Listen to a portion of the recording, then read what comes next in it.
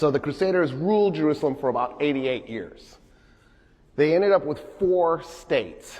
There was the county of Edessa, the Principality of Antioch, the county of Tripoli, or Trablus, and the Kingdom of Jerusalem. So in 1187, the county of Edessa has already been conquered by, it was actually conquered by 2 rulers before Salah-ad-Din.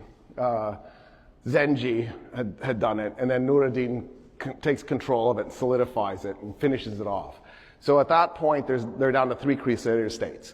They're still at 3 Crusader states in 1187. It's just the Kingdom of Jerusalem has lost its capital, which is always bad for a state, and lost a huge chunk of territory.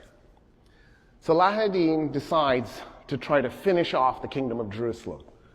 So he begins conquering more territory, not just Jerusalem itself. He begins conquering the surrounding cities.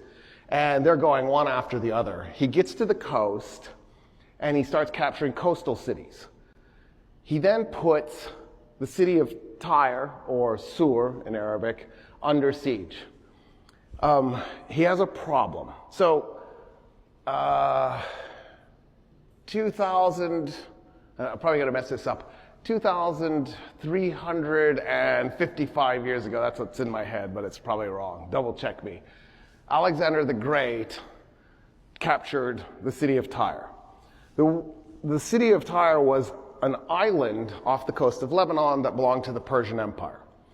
Well, Alexander had some ships, but he didn't have enough ships to take an island, and the Persians had more ships so they could react quickly if he tried to go by sea. The city itself was completely walled off, so it's an island but with walls. So even if he had the ships, that still didn't mean he could get into the city. So he made it not an island anymore. And he just began dumping rock into the Mediterranean Sea until they made a causeway that reached the island. And that causeway never went away. So by the time Salah-ad-Din gets there, it's not an island anymore, it's a peninsula. And it's still to this day a peninsula. The causeway has just expanded to the point where it is now a city. It's part of the city. It's not even like a bridge anymore. It's just this massive chunk of land that's human-made, that just connects this one-time island back to the mainland. When Salah-ad-Din gets there, though, it was a lot narrower than it is today, so there's only one way to approach by land. So the only option he has to capture the city is to attack it by sea.